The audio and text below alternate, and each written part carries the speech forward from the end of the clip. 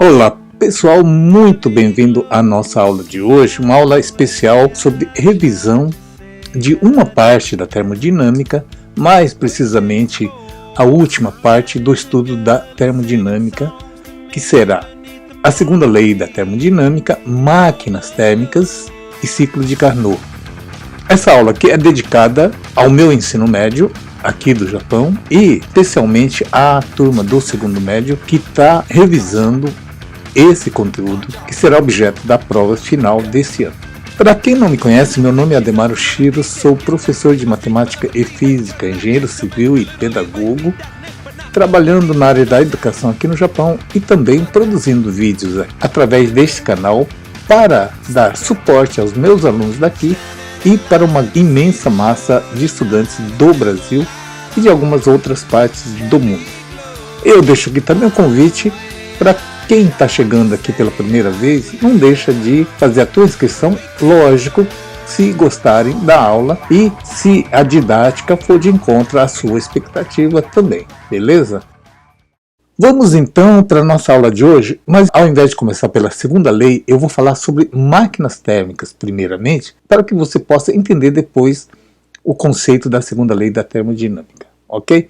Então vamos lá, olha só, como é que funciona uma máquina térmica? Aliás, todo mundo pergunta, o que é uma máquina térmica? Máquina térmica é toda máquina que funciona em ciclos e que, através do calor fornecido por uma fonte quente, realiza um determinado trabalho mecânico e parte desse calor é transferido para uma fonte fria.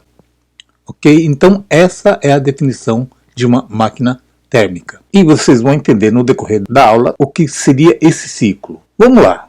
Observe essa figura esquemática que representa o princípio de máquinas térmicas, que foi criada lá no século XVIII pelo físico, matemático e engenheiro escocês James Watt. Como é que funciona então a máquina de Watt, a máquina térmica de Watt? É assim, temos essa caldeira aqui, que é esse compartimento onde tem água. Essa água é aquecida. À medida que ela vai aquecendo, vai criando aqui o vapor. E num primeiro momento, os registros C e D estão fechados, enquanto que A e B estão abertos. São válvulas. Então, como o vapor d'água vai chegar um momento onde a energia cinética é tamanha que a pressão, lógico, vai aumentar também, e ela não tem onde sair a não ser por aqui, por essa tubulação onde está a válvula A. Como a válvula C está fechada, então não tem como ela escapar por aqui. Então a única saída será aqui por A. Ela vai acumular aqui, abaixo do pistão. Como a válvula D também está fechada, a pressão vai levantar o pistão. Então, no momento que o pistão subir, o que vai acontecer? O vapor que já estava aqui, eu estou supondo já que essa máquina já estava operando em si. Então aqui já tinha vapor. Esse vapor aqui, como o registro B está aberto, vai passar por aqui e vai cair no condensador, onde o vapor se liquefaz e volta aqui para a caldeira. Então começa o ciclo. Muito bem, no momento que o pistão está aqui no alto, fecha-se o registro B e o registro A. Essa válvula A e B são fechadas, de forma que abre-se agora a válvula C e a válvula D. Ora, como o vapor está sendo produzido aqui, agora o vapor não vai mais poder passar por A porque está fechado. Então ele vai escapar por aqui pela válvula C. No momento que ela chega aqui, o que vai acontecer? A válvula C, a B, está fechada. Como está fechada, vai pressionar o pistão para baixo agora. E como a válvula D está aberta, à medida que ela vai descendo, o vapor que estava acumulado aqui embaixo, ela vai sair e vai cair aqui no condensador, resultando de novo em condensação desse vapor d'água, que vai retornar aqui à caldeira. E isso vai se repetindo sucessivamente. Ou seja, como a cada movimento, no momento que o pistão sobe, a biela sobe, o balancinho do lado direito vai descer, vai dar meia volta, no sentido anti-horário nesse caso aqui. No momento que o pistão desce, ela completa uma volta aqui, nesse caso no sentido anti-horário. Entenderam? Então, isso vai se repetir ciclicamente, ou seja, a cada ciclo ela vai dar uma volta aqui, a roda dá uma volta. O que seria essa roda? Essa roda pode ser uma roda da locomotiva a vapor, pode ser a roda de uma máquina de tear, né, que é a máquina de tecelagem, pode ser uma bomba d'água. Enfim, existem 1000 utilidades para o conceito de máquinas térmicas. Entenderam? Tá? Bom, para a gente fixar melhor esse conceito de máquina térmica, vamos fazer agora um exercício referente à máquina térmica. Vamos lá. Mas antes de resolver a questão, vamos só entender como é que a gente resolve uma questão sobre máquina térmica. Então, esquematicamente, eu peguei aqui da apostila do nosso material, do Bernoulli, que diz o seguinte, olha só. A fonte quente, aquela geradora, né, da fonte total, a uma certa temperatura, ICH que é de hot, tá? Ela fornece para a máquina térmica esse calor da fonte quente. Parte desse calor é jogada aqui para a fonte fria e parte vai para o trabalho realizado por esse gás aqui, no caso, pode ser movimentar um pistão, pode movimentar uma biela, enfim, o efeito é um trabalho mecânico, ok? Então, esquematicamente sempre será assim, a fonte quente fornece, parte vai para o trabalho e parte vai para a fonte fria. Esse é o princípio básico de uma máquina térmica, ok? Vamos então agora para o exercício. Então vamos fazer aqui a primeira questão, que diz o seguinte. Durante um intervalo de 10 segundos, uma máquina térmica que operava em ciclos tem seu comportamento monitorado. Detectou-se que a máquina retirou 1.600 joules da fonte quente, transformando apenas 32% em trabalho, rejeitando todo o restante para a fonte fria. Determine para esse intervalo de tempo. Pergunta A, o trabalho realizado. B, o calor rejeitado para a fonte fria. E a potência útil da máquina. Bom, pessoal, vamos fazer com calma aqui para a gente entender bem. O que é o trabalho realizado? Bom, primeiro, trabalho realizado. Trabalho é representado sempre por essa letra tal, que diz que o trabalho é a diferença entre o calor fornecido pela fonte quente. Eu vou escrever aqui em inglês aqui hot, tá? Para ficar mais fácil. Calor da fonte quente menos o calor cedido para a fonte fria.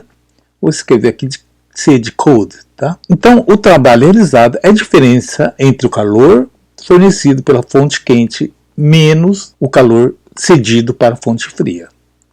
Professor, o que é fonte fria? O que é fonte quente? Fonte quente nada mais é do que o gerador do calor total fornecido para o sistema, tá? Por exemplo, naquele caso anterior, na introdução que eu fiz, o calor da fonte quente é aquele calor fornecido pelo vapor d'água total que é fornecido inicialmente no sistema, tá? E a fonte fria seria, naquele caso lá, o condensador. Pode ser também o próprio meio ambiente. Então, a fonte quente é o que produz integralmente o calor para o sistema e o calor da fonte fria é aquele que é desperdiçado. O que é o trabalho? O trabalho nada mais é do que a energia mecânica que vai girar uma roda, vai girar um braço mecânico, enfim, é o trabalho mecânico propriamente dito, beleza? Bom, então eu tenho essa definição aqui, eu tenho também o rendimento. O que é o rendimento de um trabalho?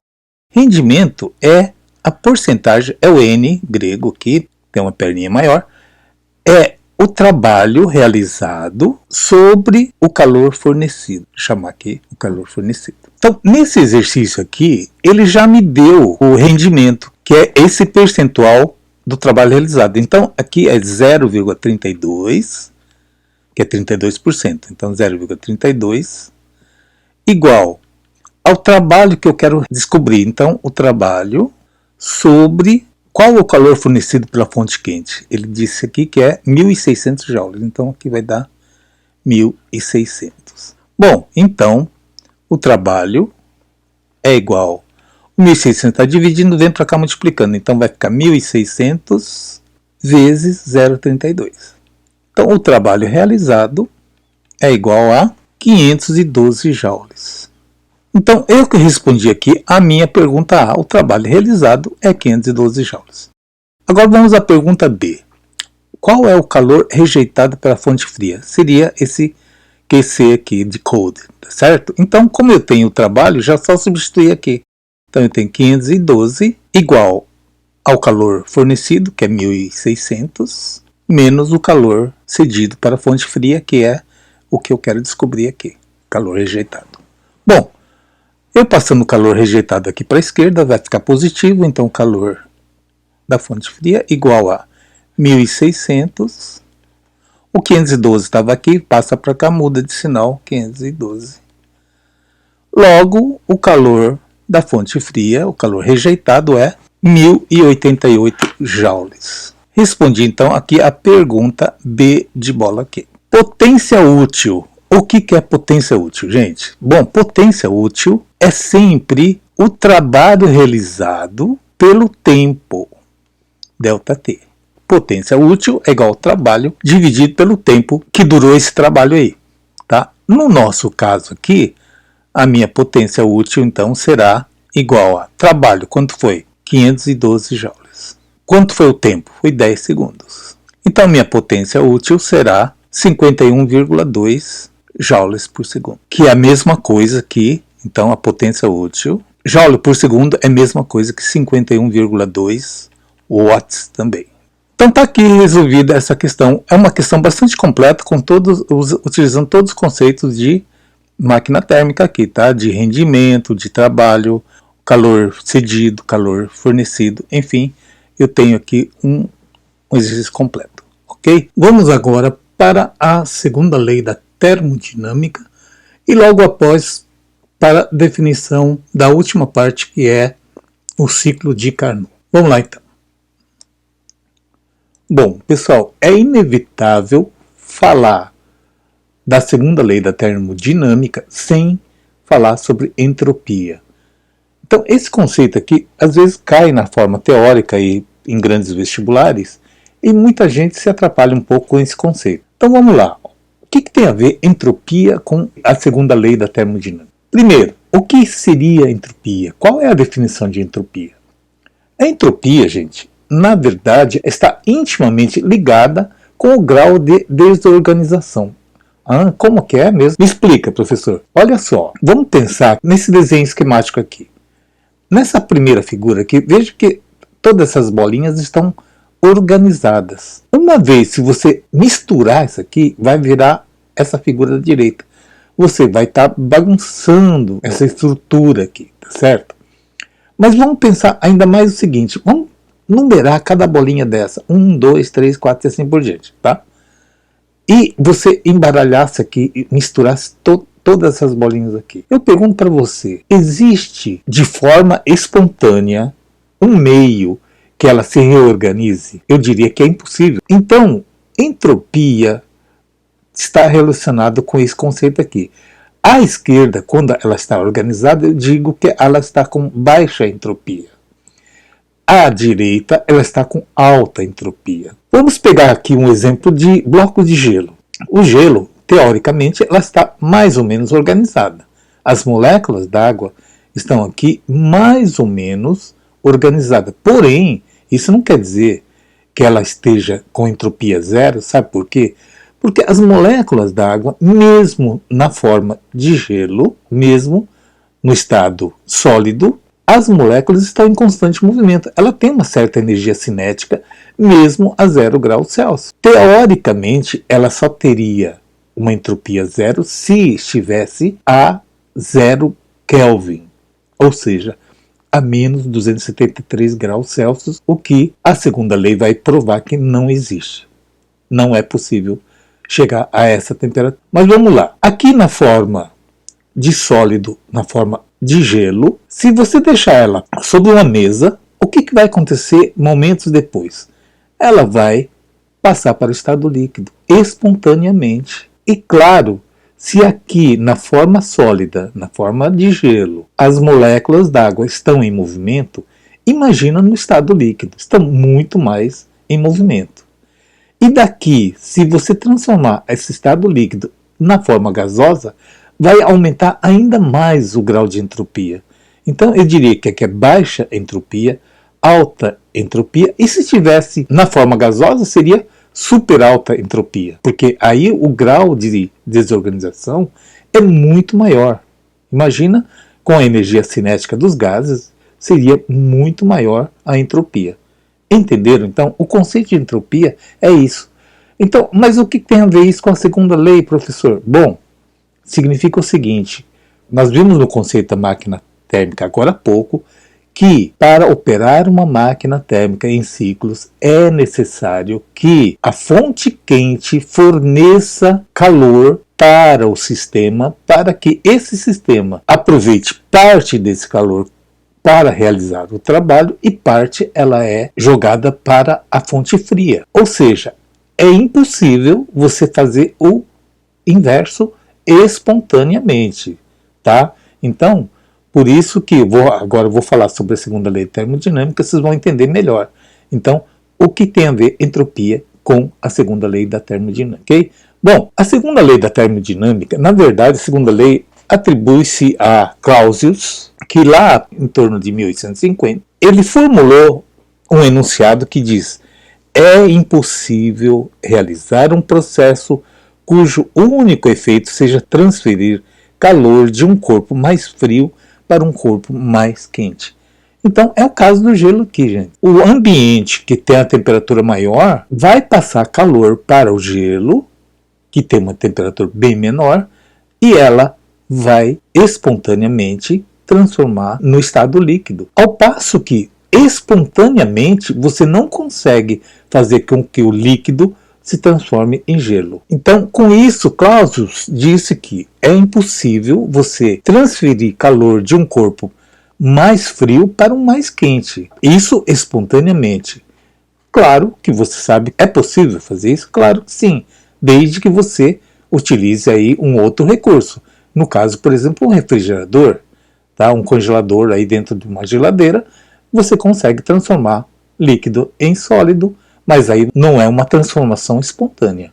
Eu estou utilizando energia elétrica através da geladeira, ok? Então, Clausius disse esse enunciado. A segunda lei da termodinâmica também tem um segundo enunciado formulado pelos físicos Kelvin e Planck. Essa dupla aqui formulou um segundo enunciado complementando o do Clausius, que numa máquina térmica que opera em ciclos, não é possível aproveitar integralmente o calor fornecido pela fonte quente em trabalho. Sempre haverá uma perda para a fonte fria. Não existe, então, máquina térmica que tenha 100% de rendimento. Isso não existe. Ok? Então, a segunda lei da termodinâmica, temos dois enunciados de Clausius e Kelvin Planck. Muito bem, vamos então agora ao conceito de ciclo de Carnot. Vamos lá.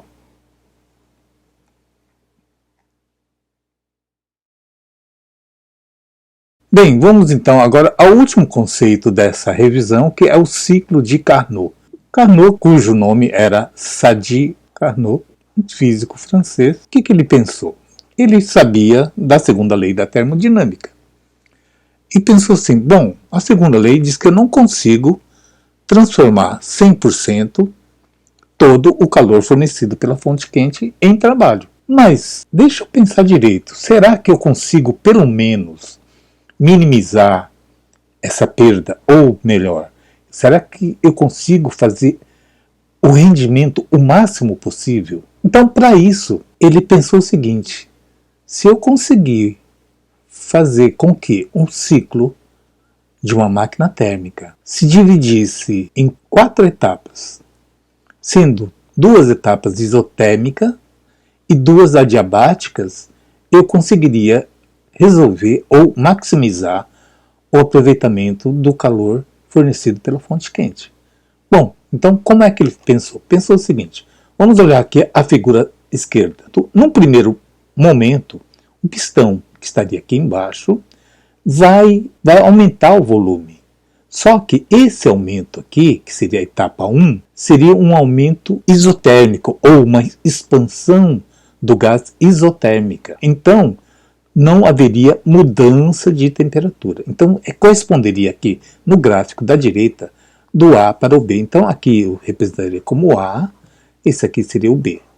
Tá? Então o A para o B, essas duas linhas aqui, chama-se isoterma. Tá? Então cada linha dessa aqui eu chamo de linha isoterma. Só que essa linha corresponde a esse gráfico pressão e volume. Quando você vê uma isoterma, significa que um determinado gás tem a mesma temperatura ao longo dessa linha. Tá? A temperatura é constante ao longo dessa linha aqui. Então, cada ponto da linha tem a mesma temperatura. E nesse caso aqui, cuja curva está próxima aqui da origem, quanto mais próximo, menor é a temperatura. Quanto mais distante, maior é a temperatura. Então, nessa aqui, temperatura da fonte fria com a temperatura da fonte quente, claro que a temperatura da fonte quente é maior do que a temperatura da fonte fria, ok? Bom, então quando eu transformo, olha só, de A para B, você percebe que horizontalmente aqui, ó, no eixo da abscissa, é o volume. Se eu vou para a direita, o volume aumenta. Então, eu tenho aqui uma expansão no volume do vapor, no caso, tá? Só que sem mudança de temperatura. A temperatura constante, ou isotermicamente. Beleza? Bom, numa segunda etapa, etapa 2, eu tenho aqui, ó, vou chamar isso aqui então de etapa 1, isso aqui é a etapa 2. Então, estou expandindo o volume do gás, do vapor, de B para C. Observe que aqui eu tenho um volume B, né? Se eu projetar aqui, ó, tá por aqui assim, e o volume C está aqui assim. Então aqui é o volume B e aqui tem o volume C. Tá? Então houve um aumento de volume. Esse aumento, claro que mudou. Caiu a temperatura do TQ, que seria a temperatura da fonte quente, para a temperatura da fonte fria. Houve um decréscimo de temperatura. Porém, esse decréscimo de temperatura não sofreu nenhuma influência externa. Tá? Então, é como se fosse um calorímetro perfeito em que não há interferência de fontes externas. Beleza? Então, houve um aumento sem interferência externa e eu digo, então, nesse caso aqui, houve uma expansão adiabática. Tá? Então, é a etapa 2. Expansão adiabática significa que não há uma mudança de temperatura, porém, sem sofrer influência externa. Ok? Bom, vamos para a etapa 3 aqui. Então, etapa 2, etapa 3. Então, aqui é o C e aqui vai para o D agora. Do C para o D, houve o quê? Um decréscimo de volume. Veja pelo êmbolo aqui, né? Pelo pistão. Ela desceu uma certa altura, houve um decréscimo de volume. Porém, a temperatura se manteve constante. Ó, ela está nessa linha da isoterma aqui, ó. Tá? Então, ela se manteve com a mesma temperatura até o ponto D. A partir do ponto D até chegar no A, houve, então, uma nova compressão. Então, eu digo que houve agora uma compressão adiabática, ou seja, de D para A, então aqui é a etapa 4, isso aqui é a etapa 3. Então, de D para A, que seria a etapa 4, houve uma compressão, houve uma diminuição do volume de uma forma adiabática também. Houve um aumento de temperatura, mas sem que houvesse interferência de outros meios externos ou mesmo internos. Beleza? Bom, então, resumindo, o ciclo de Carnot se resume em 4 transformações. Seria uma expansão isotérmica e uma compressão isotérmica, assim como uma expansão adiabática e uma compressão adiabática. Ok? Então, esse é o resumo do ciclo de Carnot. Então, para a gente fixar o conceito de Carnot, vamos fazer aqui duas questões para vocês entenderem melhor. Vamos lá. Bom, para finalizar então essa aula, vamos fazer essas duas questões sobre ciclo de Carnot. Uma máquina térmica funciona realizando o ciclo de Carnot. Em cada ciclo, o trabalho útil fornecido pela máquina é de 2.000 joules. As temperaturas das fontes térmicas são 220 graus Celsius e 27 graus Celsius. respectivamente. Determine. Pergunta A, o rendimento da máquina. Pergunta B, a quantidade de calor retirada da fonte quente. Pergunta C, a quantidade de calor rejeitada para a fonte fria. Bom, primeiramente, pessoal, vamos colocar aqui os dados que o exercício nos deu. Ele diz que o trabalho útil, então o trabalho é igual a 2.000 joules. Ele deu a temperatura das fontes térmicas. Claro que 227 é da fonte quente e o 27 é da fonte fria. É a temperatura da fonte fria. Antes de saber como é que utiliza a temperatura nesse caso, eu vou fazer aqui uma pequena teoria para explicar que no ciclo de Carnot existe um conceito especial no rendimento. Vocês viram anteriormente que o rendimento de uma máquina térmica é a relação entre o trabalho realizado sobre o calor da temperatura quente, que eu estou chamando sempre de hot, de H. Agora, vocês perceberam que o trabalho, quando a fonte quente fornece um calor, esse calor, parte dele vai para o trabalho e parte é da fonte fria, cold, certo? Então, se eu somar as duas, é o total que a fonte quente nos forneceu. Beleza? Bom, daqui eu posso tirar que o trabalho, eu passo a fonte fria lá para o outro lado, vai ficar negativo. Então, o trabalho nada mais é do que a diferença entre o calor da fonte quente menos o calor da fonte fria. É muito importante esse conceito, tá, gente? Como o trabalho é a diferença entre as duas fontes, eu posso colocar aqui no conceito de rendimento, no lugar do trabalho, eu vou colocar calor da fonte quente menos calor da fonte fria, sobre o calor da fonte quente. Bom, aqui eu tenho uma única fração, mas vocês sabem que matematicamente eu posso transformar essa fração em duas frações, já que esse denominador corresponde tanto para a fonte quente como para a fonte fria. Então eu posso fazer fonte quente sobre fonte quente, calor, né? Menos calor da fonte fria sobre o calor da fonte quente. Ora, aqui você vê que uma coisa dividida pela mesma coisa vai dar 1. Então, o meu rendimento também pode ser escrito na forma 1 menos o calor da fonte fria sobre o calor da fonte quente.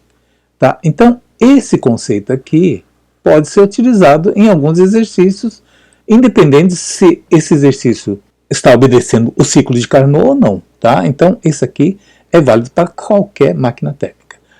Agora, pessoal, somente para o caso de ciclo de Carnot. Então, eu vou escrever aqui assim, atenção, atenção. Somente no caso do ciclo de Carnot, eu posso fazer o seguinte, que o calor da temperatura fria sobre o calor da fonte quente é igual à temperatura em Kelvin da fonte fria sobre a temperatura em Kelvin da fonte quente. Gente, somente para caso de exercícios de ciclo de Carnot. Não me utilize fora disso daí, ok? Então, no caso do ciclo de Carnot, o meu rendimento eu posso utilizar também 1 menos temperatura fria sobre a temperatura quente, lembrando sempre que a temperatura será em Kelvin. Não pode ser em graus Celsius, tá? Então, essa formulinha aqui, quem quiser pode tirar um print disso aqui, que ela é mega importante para vocês fazerem a questão. Beleza? Bom, dito isso, agora sim, agora eu posso fazer o exercício. Então, eu vou apagar aqui para ter espaço aqui para a gente fazer o exercício. Bem, então agora aqui nós temos o seguinte, a temperatura fria, cold, vamos transformar em Kelvin, seria então 27 graus mais 273. Isso vai dar 300 Kelvin. Lembrando que não se fala 300 graus Kelvin, é 300 Kelvin, tá? Temperatura quente é o 227 graus Celsius mais 273. Isso vai dar 500 Kelvin. Então agora sim, agora eu vou usar essa formulinha. Meu item A será rendimento igual a 1 menos temperatura da fonte fria, 300 Kelvin. Temperatura da fonte quente, 500 Kelvin. Corto 2 zero, corto 2 zero, igual a 1 menos 3 quintos. E aqui eu vou dar uma dicasinha de matemática, gente. Não precisa ficar fazendo aquele tal de mínimo e tal. Faz o seguinte, você concorda que se eu pegar esse 5 aqui, multiplicar por 1 aqui e por esse 1 aqui no denominador, que está presente, mas não precisa escrever, não é a mesma coisa que 5 sobre 5? Então, eu posso considerar que 1 é a mesma coisa que 5 sobre 5. Menos 3 quintos. Ora, mesmo denominador, é só fazer então a minha continha aqui, conserva o denominador, subtrai 5 menos 3 dá 2 quintos. Então, meu rendimento é a mesma coisa que 2 quintos, que é igual a 0,4. Mas eu quero saber em porcentagem. Para você fazer em porcentagem, pega esse decimal e multiplica por 100. Então, vai ficar por 100, vai dar 40% de rendimento dessa máquina, que é um rendimento bom. Lembrando que os automóveis hoje em dia, lógico, não estou falando de carro elétrico, mas carros movidos a gasolina geralmente têm um rendimento de 30% mais ou menos. Então, 40% seria, para os nossos padrões, um rendimento alto. Bom, a pergunta B diz que ele quer saber a quantidade de calor retirada da fonte quente. Bom, vocês sabem que, por definição, o rendimento é o trabalho sobre o calor da fonte quente. Bom, eu quero saber, então, o valor da fonte quente que eu não tenho aqui, mas eu tenho o valor do rendimento, eu tenho o valor do trabalho. Então, basta substituir aqui, ó. Se eu passar a fonte quente aqui para a esquerda, ele vai vir multiplicando. Então, eu posso cravar aqui que fonte quente é igual ao trabalho. O rendimento que estava aqui do lado esquerdo vem para cá dividindo. Então, a minha fonte quente é o trabalho, que é 2.000 joules, sobre o rendimento, que é 0,4. Bom, de novo, mais uma dicasinha matemática. Na hora de você fazer a conta, fazer divisão com números decimal é terrível, gente. Então, faz o seguinte. Se você multiplicar aqui por 10, o 0,4 vira 4, não é isso? Então você faz isso, multiplica aqui por 10 e, claro, o numerador também, senão você está cometendo um crime matemático aqui. Então, é a mesma coisa que 20.000 sobre 4. Fica bem mais fácil, não é isso? Bom, quanto que é 20.000 dividido por 4? 5.000. Então, a minha fonte quente é igual a 5.000 joules. Beleza?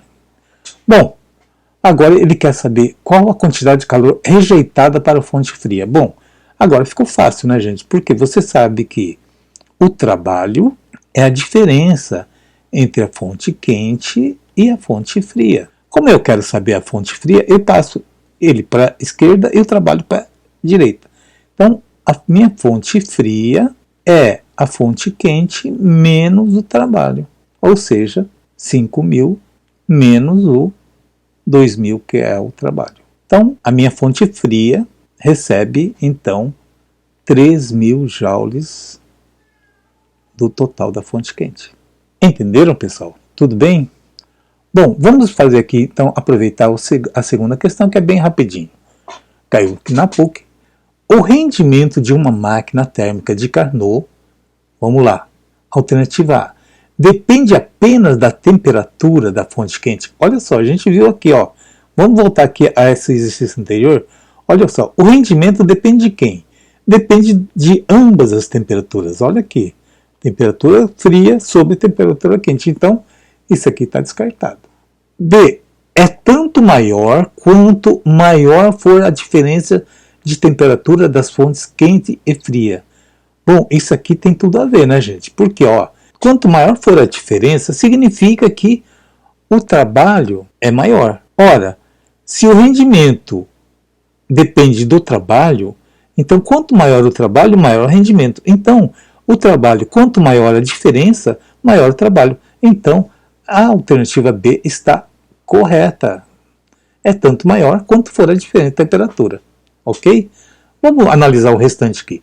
Depende apenas da temperatura da fonte fria? Claro que não, a gente viu aqui no primeiro item que não é. D. Não depende das temperaturas das fontes, e sim das transformações envolvidas. Não tem nada a ver, porque ela depende diretamente da temperatura das duas fontes. E nunca pode ultrapassar 30%, acabamos de fazer um exercício que foi para 40%. Então, ela não tem nada a ver. Ok? Então, nenhuma dessas aqui fala a verdade. A alternativa B é a correta. Beleza? Entenderam, pessoal? Caso alguém tenha ficado com alguma dúvida, não deixa de escrever aí nos comentários ou me mandem em inbox, que eu terei o maior prazer em atender a cada um de vocês. Ok? Por hoje é só, eu deixo aqui um grande abraço a todos, fiquem com Deus e até a nossa próxima aula, gente. Tchau!